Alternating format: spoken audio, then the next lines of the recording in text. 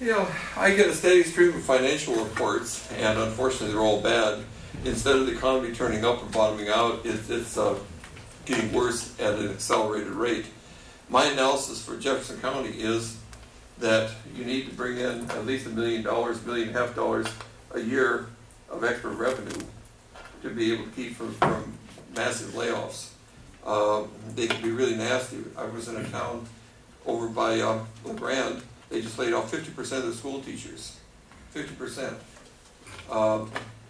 We haven't been hit by the really nasty economy that some of the places have.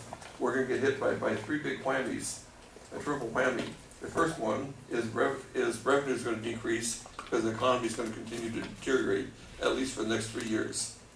The second one is the Obama administration is planning on the Federal Reserve printing at least $1 trillion worth of money to try to inflate our way out of it. So inflation is going to pick up double digit, and most of your labor contracts are indexed to inflation, plus other expenses will go up. And the third thing is, let's see, revenue decreases.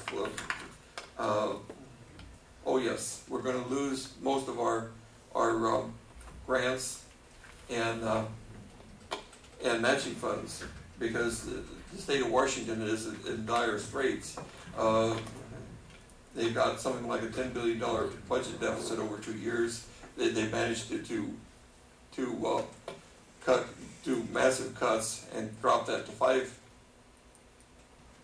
billion in cuts this year. But next year it'll be another $5 billion in cuts. So where that's going to come from? They can't just wipe everything out. And then there's the state retirement fund.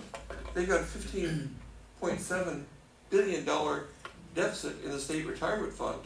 How are they going to deal with that? Ultimately, it's going to hit Jefferson County extremely hard. And some of our departments, I think we have a very fine health department. I think Gene Baldwin is probably our best manager. You have to think several years ahead of time and think what if, and make provisions, contingency plans in case some of these grants and matching funds dry up. Now there's money out there. A 80-acre park, an industrial park shopping center across from the sheriff's department, bringing in $500,000 or $1 million a year. The Black Point project bringing in $500,000 a year. The Discovery Bay Motel would bring in several $100,000 a year plus 25 or 30 jobs. You know, we've got to come up with new sources of revenue, or we got to lay off a third of the people over the next 3 years. Thanks.